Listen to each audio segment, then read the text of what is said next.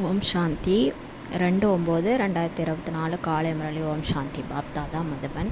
சிவத்தந்தையை பிரம்ம தந்தையோட உடல் அவதரித்து நமக்காக பாடம் எடுக்க வந்திருக்காரு. நம்மளாம் இறை மாணவர்கள் பகவானுடைய ஞான முரளியை மிக கவனமாக ஆத்ம அபிமானி நினைவிலிருந்து கேட்கலாம். பாபா சொல்கிறாங்க, இனிமையான குழந்தைகளே, ஈஸ்வரன் சர்வ வியாபி அல்ல, அவர் நம்முடைய தந்தை என்பதில் உங்களுக்கு எவ்வளவு நிச்சயம் இருக்கிறதோ அதுபோல் மற்றவர்களுக்கும் புரிய வைத்து நிச்சயம் செய்வீங்கள் சொல்லி பாபா சொல்கிறார். முதல்ல நமக்கே கடவுள் எங்கும் இல்லை, அவர் பரந்தாமத்துலேருந்து வந்திருக்கிறாரு, தந்தையா டீச்சராக சத்குருவாக வந்திருக்கிறாரு.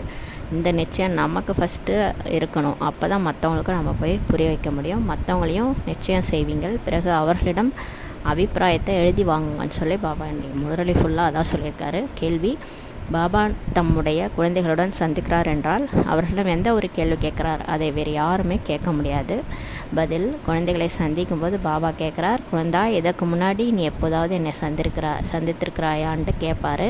அப்போ குழந்தைகள் சொல்கிறாங்க, எந்த குழந்தைகள் புரிந்திருக்கிறாங்களோ அவர்கள் உடனே சொல்லுவாங்க, ஆம் பாபா, நாங்கள் 5000 வருஷத்துக்கு முன்னாடி உங்களை சந்தித்திருக்கிறேன்ட்டு சொல்லுவாங்க.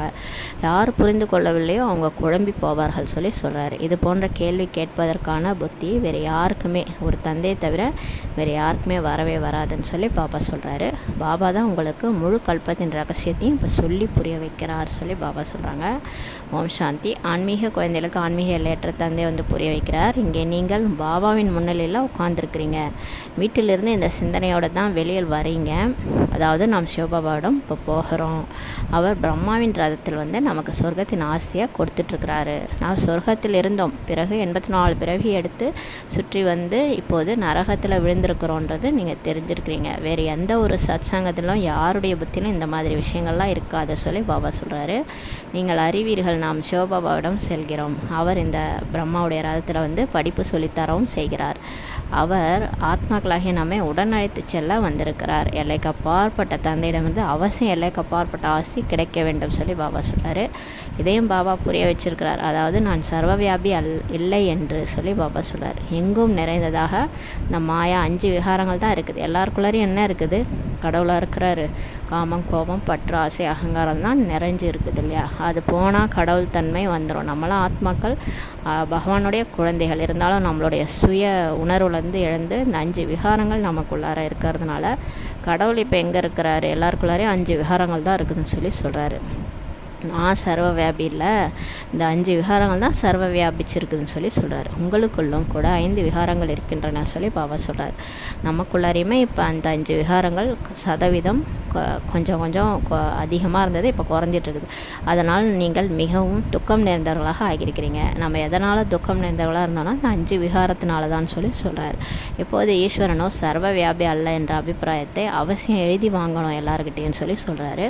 குழந்தைகளாகிய உங்களுக்கோ உறுதியான நிச்சயம் இருக்கிறது, ஈஸ்வரன் சர்வ வியாபி அல்ல. இப்போ பிகேஸ் நம்ம வந்துட்டோம், நம்ம கடவுள் யாருன்னு தெரிஞ்சுக்கிட்டோம். இப்போ நமக்கு அவர் எங்கும் நிறைஞ்சிருப்பவர் அல்ல, ஆனால் அவர் பரந்தாமத்துலேருந்து நமக்கு பாடம் எடுத்துகிட்ருக்கிறாரு. அதோடு நம்ம கூப்பிட்டா வருவார், நம்ம கூடவே இருப்பார், அவ்வளோதான். மற்றபடி அவர் நமக்குள்ளாரே இருப்பார், அவர் இங்கேயே இருக்கிறாரு அப்படிலாம் கிடையாது. பாபா மிக மேலான சுப்ரீம் தந்தையாக இருக்கிறார், மிக மேலான ஆசிரியராகவும் இருக்கிறார், குருவாகவும் உள்ளார். எல்லையற்ற சத்கதி அளிப்பவர் ஒரு இறைவன் தான். அவரே சாந்தியும் அளிப்பவர். அமைதி வேண்டும்னு உலகத்தில் கேட்குறாங்கன்னா யாரால் கொடுக்க முடியும்னா கடவுளால் தான். வேறு எந்த இடத்திலும் சத்சங்கம் போன்றவற்றில் இது போலலாம் சிந்திக்கிறதே இல்லை. என்ன கிடைக்க போகிறது? சத்சங்கத்துக்கு போனால் என்ன கிடைக்குது? வெறுமனே காதுகளின் ரசனைக்காக இந்த ராமாயணம், கீதா முதலியவற்றை போய் கேட்குறாங்க. புத்தியில் அர்த்தம் எதுவுமே பதியறது கிடையாது சொல்லி சொல்கிறார். முன்பு நாம் பரமாத்மா, நம்ம கூட பரமாத்மா சர்வே அப்படின்ட்டு சொல்லிட்டு இருந்தோம். இப்போது பாபா புரிய வைக்கிறார், இது பொய், மிகவும் நிந்தனையின் விஷயமாகும். கடவுள் உன்னில் இருக்கிறார், எண்ணில் இருக்கிறார், நாயில் இருக்கிறார், பூனையில் இருக்கிறார், அக்ரிணை விஷயங்களில் கூட இருக்கிறாரு, தூணில் இருக்கிறார், துரும்பில் இருக்கிறாருன்னா அது எவ்வளோ பெரிய நிந்தனைக்குரிய விஷயம்ன்றதை நம்ம புரிஞ்சிக்கலாம். அதான் பாபா சொல்லி புரிய வைக்கிறார். ஆக இந்த அபிப்பிராயம் எழுதி வாங்க வேண்டியது அவசியமாகும் சொல்லி பாபா சொல்கிறார். தற்போது நீங்கள் யார் மூலமாக திறப்பட முதல் செய்விக்கிறீங்களோ அவர்கள் பிரம்மகுமாரிகள் நல்ல காரியம் செய்கிறாங்க, மிக நன்றாக புரிய வைக்கிறாங்கன்ட்டு சொல்கிறாங்க இல்லையா? அப்படி தான் சொல்கிறாங்க இப்போ அப்படின்னு எழுதுகிறாங்க. ஈஸ்வரனை அடைவதற்கான வழி சொல்கின்றனர், கடவுளை அடையதற்கான வழி சொல்கிறாங்கன்னு சொல்கிறாங்க. இதனால் மக்கள் மனதில் நல்ல தாக்கம் ஏற்பட்டுகின்றது சொல்கிறார். மற்றபடி இந்த அபிப்பிராயத்தை யாரும் எழுதி தர மாட்டாங்க. அதாவது உலகம் முழுவதிலும் ஈஸ்வரன் சர்வவியாபின்ட்டு யார் சொல்லி கொண்டிருக்கிறார்களோ இது பெரிய பிழை என்றுன்ட்டு யாரும் எழுதி தர மாட்டாங்கன்னு சொல்கிறாரு. அதாவது இந்த இயக்கம் நல்லா இருக்குது, கடவுள் அடைகிற வழியை சொல்லி கொடுக்குறாங்க, நல்ல இயக்கம் அப்படின்னு தான் இருக்குது கோசம். ஆனால் ஈஸ்வரன் சர்வவியாபி அல்ல என்றதை யாரும் எழுதி கொடுக்கறதில்ல. இது ஒரு பிழை, இது வரைக்கும் நம்ம செஞ்சு வந்தது அது தவறுன்ட்டு யாரும் எழுதி கொடுக்கறதில்லன்னு சொல்கிறார். ஈஸ்வரனோ தந்தை, ஆசிரியர், சத்குருவாக இருக்கிறார். இந்த ஒன்று முக்கியமான விஷயம். 2வது அபிப்பிராயம் வேண்டும். அதாவது இந்த ஞானத்தை கேட்பதால் கீதையின் பகவான் கிருஷ்ணர் அல்ல என்று நாங்கள் புரிந்து கொள்கிறோம்ட்டு அவங்க எழுதி கொடுக்கணும். ஏன்னா கீதையின் பகவான் கிருஷ்ணர்ன்னு தான் இது வரைக்கும் நினச்சிட்ருக்குறாங்க உலகத்தார். ஆனால் இப்போ தான் நமக்கு தெரியுது, ஆத்மாவனுடைய அப்பா பரமபிதா பரமாத்மா, அவருக்கு உடல் கிடையாது, மறுபிறவி வர்றதில்ல, எந்த ஒரு தேகதாரியும் பரமாத்மாவாக இருக்க முடியாது. அப்போ கிருஷ்ணர் கீதையை சொல்லலை. இந்த கீதா ஞானம் ஈஸ்வரனே சொல்கிறாரு. எந்த ஒரு மனிதரோ அல்லது தேவதையோ பகவான் என்று சொல்லப்படுவதில்லை பாபா சொல்கிறார். பகவான் ஒருவரே, அவர் தந்தையாக இருக்கிறார். அந்த தந்தையிலிருந்து தான் சாந்தி மற்றும் சுகத்தின் ஆஸ்தி நமக்கு கிடைக்கின்றது இப்போ புரிய வைக்கணும். இப்படி அபிப்பிராயம் அவங்கள்ட்ட ஞானத்தை சொல்லி புரிய வச்சு அவங்கள்ட்ட எழுதி வாங்கணும்னு சொல்கிறார். இப்போது நீங்கள் என்ன அபிப்பிராயம் எழுதி வாங்குங்களோ அது எந்த ஒரு வேலைக்குமே ஆகாது சொல்கிறார். ஆம், இங்கே நன்றாக கற்றுத்தருகிறார்கள் என்று மட்டும் எழுதுகிறாங்க இல்லையா, அதனால் ஒரு வேலைக்கு ஆகாது. மற்றபடி முக்கியமாக உங்கள் எந்த விஷயத்தில் வெற்றி கிடைக்க வேண்டுமோ அதை எழுத செய்யுங்கள் சொல்கிறார். என்ன மாதிரி எழுத வைக்கணும்னா, அதாவது இந்த பிரம்மகுமாரிகள் ஈஸ்வரன் சர்வவியாபி இல்லை என்று சத்தியத்தையே சொல்கிறாங்க. அவரோ தந்தையாக இருக்கிறார், அவரே கீதையின் பகவானாகவும் இருக்கிறார். தந்தை பக்தி மார்க்கத்திலேருந்து விடுவித்து நமக்கு ஞானத்தை இப்போ கொடுக்குறாரு. இந்த அபிப்பிராயமும் அவசியம். அதாவது பதித்த பாவனி தண்ணீரின் கங்கை அல்ல, தூய்மையற்றவர்களை தூய்மையாக்குவது அந்த கங்கை கிடையாது. ஆனால் அந்த தூய்மையற்றவர்களை தூய்மையாக்குவது ஆத்மாவை தூய்மையாக்குபவர் ஒரே ஒரு தந்தை தான்றதை இப்படி எப்போது அபிப்பிராயம் எழுதுகிறாங்களோ அப்போது தான் உங்களுக்கு வெற்றி ஏற்படும் பாபா சொல்லிட்டார் பாருங்களேன். பாபா புரிய வச்சுட்டாரு. நமக்கு எதில் வெற்றி ஏற்படணும்னா இதில் கான்சன்ட்ரேட் பண்ணி நம்மளுடைய ஸ்பீச்லாம் இருக்கணும். அப்போ தான் எல்லாருக்கும் புரிஞ்சிடுச்சுன்னா கண்டிப்பாக அவங்க ஒத்துக்குவாங்க. அவங்கள்ட்ட அபிப்பிராயம் எழுதி வாங்கும் போது தான் தெரியும் உலகமே இந்த ஞானத்தை நம்புகிறாங்கன்றது. இப்போது நேரம் இருக்குது சொல்கிறாரு. இப்போது நடைபெறும் உங்களுடைய சேவையில் எவ்வளவு செலவு ஏற்படுது பாருங்கள். ஆனால் இந்த செலவெல்லாம் குழந்தைகளாகிய நீங்கள் தான் ஒருவருக்கொருவர் உதவி செய்கிறீங்க. ஆனால் வெளியில் உள்ளவர்களுக்கு எதுவுமே இதெல்லாம் தெரியாது சொல்கிறாரு. நீங்கள் உங்களுடைய உடல் மனம் செல்வத்தின் மூலம் செலவு செய்து தங்களுடைய ராஜ்யத்தை இப்போ அமைச்சிட்ருக்கிறீங்க. யார் செய்வார்களோ அவங்க அடைவார்கள் சொல்கிறார். யார் செய்யலையோ அவர்கள் எதையுமே அடைய மாட்டார்கள் பாபா சொல்கிறார். கல்பமாக நீங்கள் தான் செய்கிறீங்கன்னு பாபா சொல்கிறார். நீங்கள் தான் நிச்சயபக்தி உள்ளவராக இருக்கிறீங்க, நீங்கள் தான் புரிஞ்சுக்கிட்டு இருக்கிறீங்க. பாபா தந்தையாகவும் இருக்கிறாரு, ஆசிரியராகவும் இருக்கிறாரு. கீதை ஞானத்தை சரியான முறையில் நமக்கு சொல்லி கொடுக்குறாரு. பக்தி மார்க்கத்தில் கீதையை கேட்டே வந்திருக்கலாம், ஆனால் அதனால் ராஜ்யத்தை யாரும் அடையலை சொல்கிறாரு. ஈஸ்வரிய வழிமுறையிலேருந்து மாறி அசுர வழிமுறையாக தான் ஆகிடுச்சு இல்லையா. இது வரைக்கும் நம்ம கீதை படித்தோம், நம்ம கோயிலுக்கு போனோம், கீதாசாரம் கேட்டோம், இருந்தாலும் நம்ம திருந்தணுமா, நம்ம ராஜ்யத்தை அடைஞ்சோமா? இல்லையே. நம்ம மனித சாதாரண மனுஷத்தன்மை கூட போயிடுச்சு இல்லையா. அசுர வழிமுறையாக இப்போ மாறிடுச்சு. கொலை பண்ணுற அளவு கூட துணியில் எல்லாரும் துணிஞ்சிட்டாங்கன்னு பாபா சொல்கிறாரு. அப்போ யாரும் திருந்தவே இல்லை, பண்புகள் கெட்டு பதித்தமாகிட்டாங்கன்னு சொல்கிறாரு. கும்ப மேளாவுக்கு எவ்வளோ மனிதர்கள் கோடி கணக்கில் போகிறாங்க இல்லையா. எங்கெல்லாம் தண்ணீரை பார்க்குறாங்களோ அங்கெல்லாம் போகிறாங்க. தண்ணீரினால் தான் தூய்மை ஆகிறோம்ட்டு நினைக்கிறாங்க. இப்போது தண்ணீரோ எங்கெல்லாமோ நதிகளிலிருந்து கொண்டிருக்கிறது சொல்கிறார். இதனால் யாராவது தூய்மையாக முடியுமா என்ன கேட்குறாரு. சரி, தண்ணியில் குளிச்சுட்டு முக்தி அடைஞ்சு பறந்தாமல் போயிட்டீங்களா? இல்லையே. இங்கே அதனால் நம்ம முக்தியும் அடையிறதில்ல, திரும்ப வீட்டுக்கு பழையபடி தான் இருக்கிறோம். நம்ம ஆத்மா தூய்மையாகவும் ஆகிறதில்ல, காம பயப்படுறோம், கோபப்படுறோம், மற்றவங்கள எந்த அளவுக்கு வேணால் நம்ம துணிகிறோம் தவறு செய்கிறதுக்கு. அப்போ தண்ணீர்னால நம்ம தூய்மை ஆகிறோமா என்ன? ஆத்மா தூய்மை ஆகிறதில்ல, உடல் தான் தூய்மை ஆகுதுன்னு சொல்கிறார். தண்ணீரில் குளிப்பதால் நாம் தூய்மையற்றதுலேருந்து தூய்மையாகி தேவதை ஆகிவிடுவோமா என்ன? சொல்கிறாங்க இல்லையா, அந்த குளத்தில் குளித்தா பரியாயிடுவாங்கன்ட்டு, யாரும் அந்த மாதிரி ஆகலையேன்னு சொல்லி சொல்கிறாரு. இப்போது நீங்கள் புரிஞ்சுக்கிட்டீங்க, யாருமே தூய்மையாக முடியாது, இது தவறாகும் சொல்லி பாபா சொல்கிறாரு. ஆக இந்த 3 விஷயங்களை பற்றி நீங்கள் அபிப்பிராயம் எழுதி வாங்கணும். இப்போது இதை மட்டும் சொல்கிறாங்க, நிறுவனம் நல்லா இருக்குது, அதனால் அநேகருக்குள் நிறைந்திருந்த சந்தேகங்கள், அதாவது பிரம்மகுமாரிகளிடம் மாயாஜாலம் உள்ளதுன்னு சொல்லி சொல்கிறாங்க. அவர்கள் வீட்டை விட்டு வெளியேற்றாங்கன்ட்டு இத்தகைய சிந்தனைகள் இப்போது விலகிவிடும் சொல்லி சொல்கிறாரு. இப்போ நம்மளுடைய உலகம் ஃபுல்லாக 196 கண்ட்ரீஸில் இதை ஃபாலோ பண்ணுறாங்க. இப்போது எல்லாருக்குமே அந்த சந்தேகம்லாம் விலகிடுச்சு. இது நல்லா இருக்குது, இந்த ஞானம் நல்லா இருக்குன்னு சொல்கிறாங்க. மற்றும் பிரம்மகுமாரிகள் வீட்டை விட்டு வெளியேற்றாங்கன்ற அந்த சிந்தனைகள்லாம் போயிடுச்சு. ஏனென்றால் சப்தம் அதிகமாக இப்போ பரவிருக்கிறது இல்லையா சொல்லி பாபா சொல்கிறாரு. வெளிநாடு வரை இந்த சப்தம் சென்றால் இவருக்கு 16,108 ராணிகள் வேண்டும் சொல்லி ஆரம்ப காலத்தில் பிரம்மா பாபாவை பற்றி சொல்லிட்டு இருந்தாங்க இல்லையா. அதில் 400 கிடைத்துள்ளது. ஏனென்றால் அச்சாமியும் சத்சங்கத்தில் 400 பேர் இருந்தாங்க. அநேகர் விரோதியானார்கள். அந்த டைமில் போராட்டம் முதலியன கூட பிரம்மா பாபாவுக்கு எதிராக நடத்தினாங்க. ஆனால் பாபாவுக்கு முன்போ யாருடைய முயற்சியும் பலிக்காது. சிவபாபாவுக்கு முன்னாடி யாருடைய முயற்சியும் பலிக்காது, போராட்டம்லாம் பலிக்காது. அனைவரும் கேட்டார்கள், இந்த மாயாஜாலம் எல்லாம் பிறகு எங்கிருந்து வந்ததுன்னு சொல்லி கேட்டாங்க. பிறகு அற்புதம் பாருங்கள், பாபாவோ கராச்சியில் தான் இருந்தார் இல்லையா, தாமாகவே கூட்டத்தினர் அனைவரும் ஓடி வந்தாங்கன்னு சொல்லி சொல்கிறார். பாபா கராச்சியில் இருக்கும்போது நிறைய பேர் அவரை தேடி வந்தாங்க. நம்முடைய வீடுகளில் இருந்து எப்படி ஓடினார்கள் என்பது யாருக்குமே தெரியாது. இந்த சிந்தனையும் வரவில்லை. இத்தனை பேரும் எங்கே போயிருப்பார்கள். பிறகு உடனே பங்களா எடுத்து கொண்டார்கள். ஆக மாயாஜாலத்தின் விஷயமாகிறது இல்லையா. கராச்சியிலேருந்து அப்புறம் இங்கே மதுபனில் ஒரு இடம் எடுத்து பாபா தங்கியிருந்தார் இல்லையா. இதெல்லாம் மாயாஜாலம் மாதிரி இல்லையான்னு சொல்லி பாபா சொல்கிறாரு.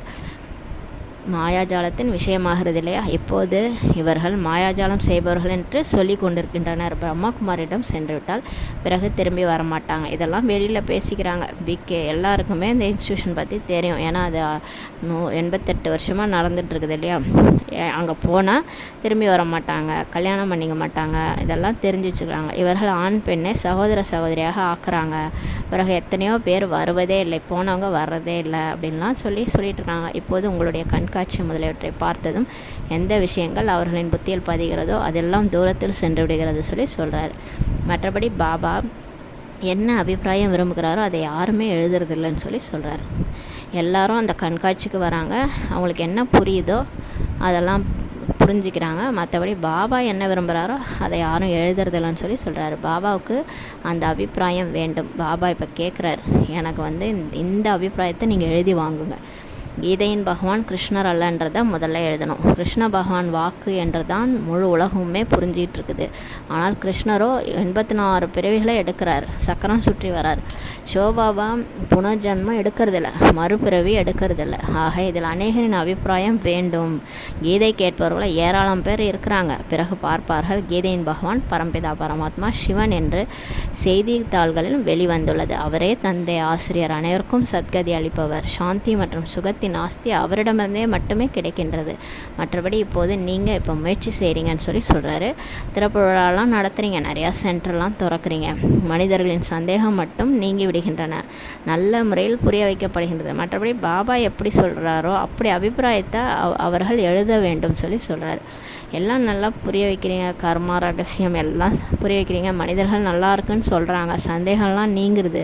இருந்தாலும் நீங்கள் அபிப்பிராயத்தை எழுதி வாங்க மாட்டீங்கன்னு சொல்லி சொல்கிறாரு. முக்கியமான அபிப்பிராயமே இதுதான். மற்றபடி இந்த நிறுவனம் மிக நன்றாக உள்ளது என்ற ஆலோசனை சொல்கிறாங்க. இதனால் என்ன ஆகும் சொல்லி பாபா சொல்கிறார். நல்லா இருக்குன்னு சொல்கிறதுனால என்ன ஆகுது? ஈஸ்வரனோ சர்வவியாபி அல்ல, கீதையின் பகவான் சிவபகவான். இதெல்லாம் நீங்கள் எழுதி வாங்கினா தானே ப்ரூஃப் கிடைக்கும். அப்போ தானே உலகத்துக்கே கடவுள் யாருன்றது தெரிய வரும். இன்னுமே அவர் குப்தமாக இருக்கிறார், பிரத்யட்சமே ஆகலை இல்லையா. பாபா கேட்குறது இதுதான். இன்னும் போக போக விநாசம் மற்றும் ஸ்தாபனை அருகில் வரும்போது தான் உங்களுக்கு இந்த அபிப்பிராயத்தையும் எல்லாரும் எழுதுவாங்க, புரிந்து கொண்டு எழுதுவாங்கன்னு சொல்லி சொல்கிறார். இப்போ நம்ம சொல்கிறோம், புரிஞ்சிக்க மாட்டாங்க இல்லையா.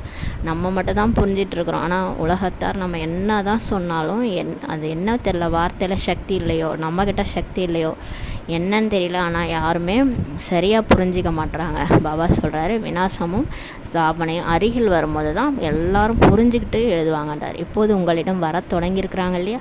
பாபா இப்போ புரிஞ்சுக்கிட்டார். இப்போ நிறைய பேர் வராங்க இல்லையா, இப்போது உங்களுக்கு ஒரு தந்தையின் குழந்தைகள், நாம் அனைவரும் சகோதர சகோதரர் என்ற ஞானம் கிடைச்சிருக்குது. இதை யாருக்கும் புரிய வைப்பதும் மிகவும் சுலபமாகும். நம்மெல்லாம் ஒரு இறைவனுடைய குழந்தைகள்ன்ட்டு புரிய வைக்கிறது ரொம்ப ஈஸின்னு சொல்லி பாபா சொல்கிறார்.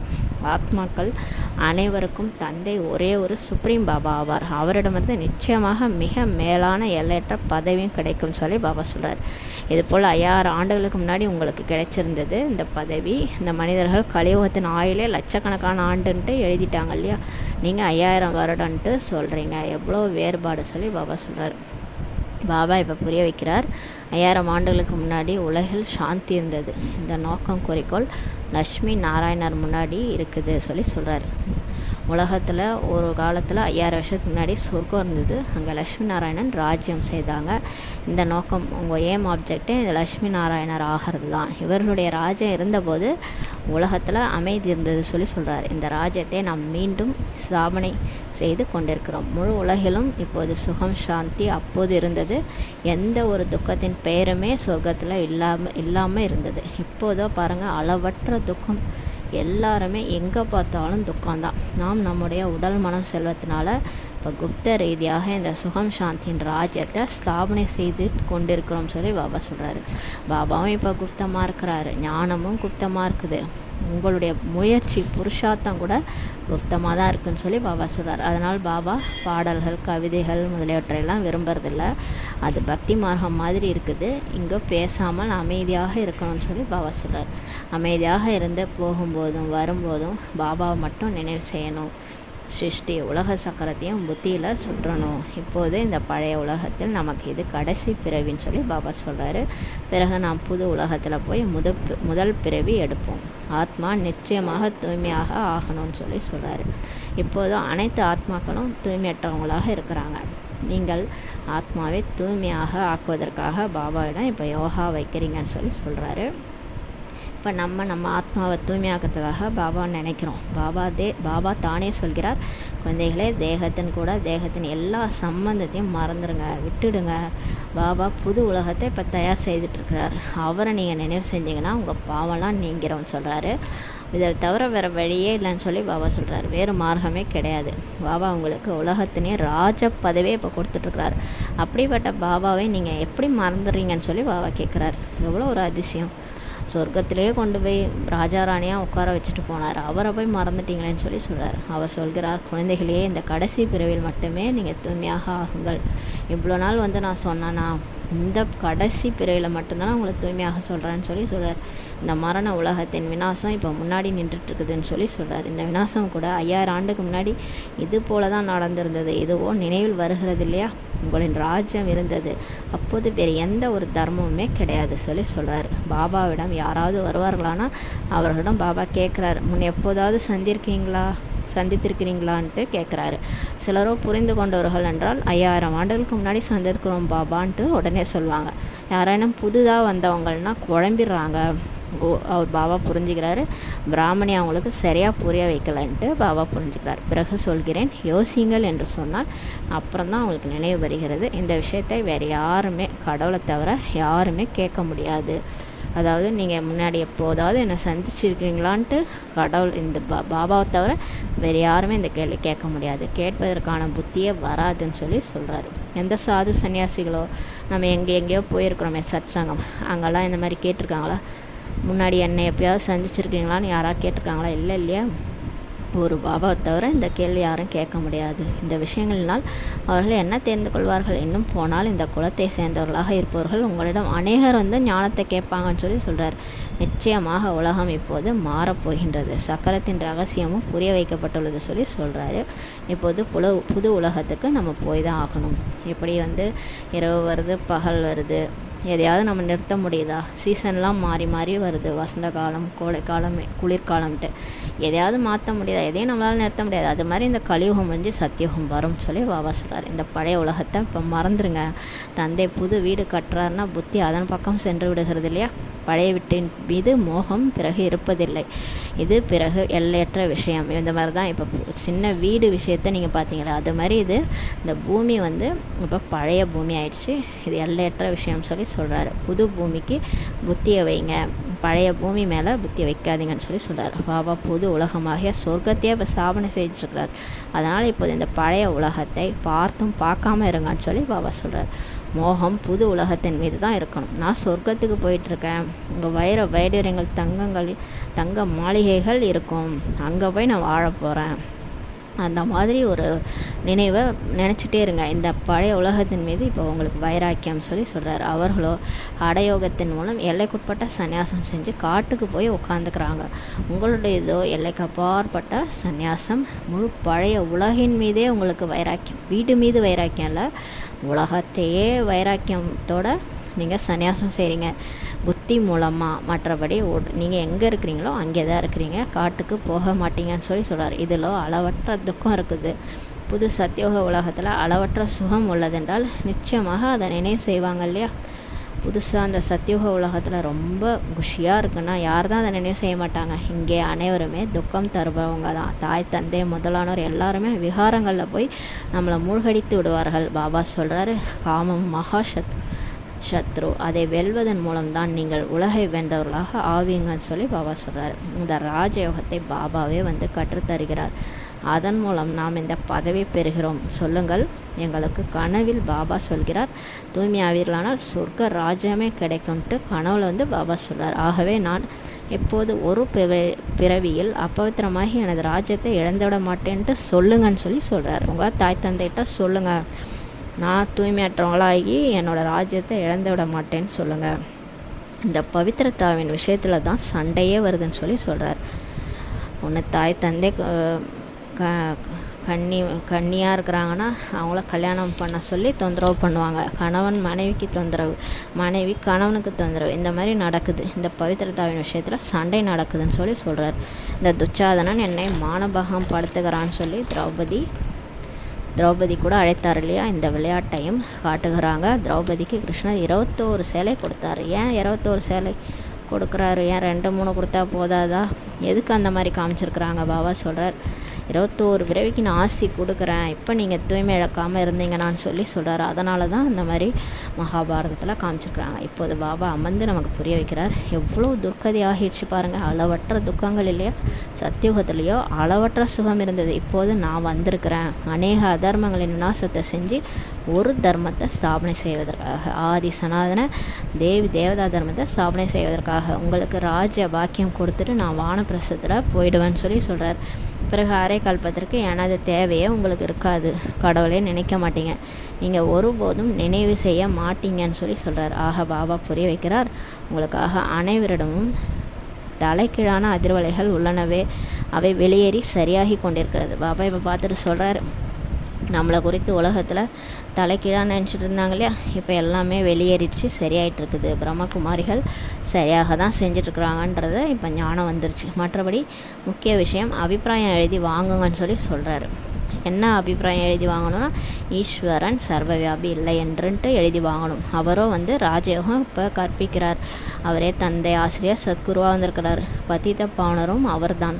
தண்ணீரின் கங்கை கிடையாது, பாவனமாக்க முடியாது. தண்ணீரோ எல்லா இடங்களும் தான் இருக்குது. இப்போது எல்லையற்ற தந்தை சொல்கிறார், தன்னை ஆத்மான்ட்டு உணருங்க, தேகத்துடன் கூட தேகத்தின் எல்லா உறவினர்களையும் விட்டுடுங்கன்னு சொல்லி சொல்கிறார். ஆத்மா தான் ஒரு சரீரத்தை விட்டு வேறொன்றை எடுத்துக்கொள்கிறது.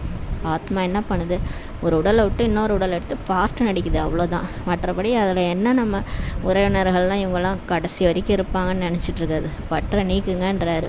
பற்றற்றவர் மீது பற்று வைங்க. கடவுள் தான் நிரந்தரமானவர். நற்றுணையாவது நமச்சிவாயவே, அவர் கூட தான் நம்ம கடைசியாக போக போகிறோம். இருக்கிறவங்க நம்ம கூட வரப்போகிறதில்ல. அதனால் எல்லாரையும் வாழும்போதே மனதிலிருந்து நீக்கிருங்கன்றார். ஆத்மாவில் பாவ புண்ணியம் ஒட்டாது, நிர்லேப்ட் என்பதாக சன்னியாசிகள் சொல்லிடுறாங்க. ஆத்மாவே பரமாத்மா என்பதெல்லாம் பக்தி மார்க்கத்தின் விஷயங்கள். இது ரெண்டுமே தவறுன்னு சொல்லி சொல்கிறார். ஆத்மாவில் தான் பாவம் புண்ணியம் ஒட்டுது. ஆத்மா பரமாத்மா ஆக முடியாது.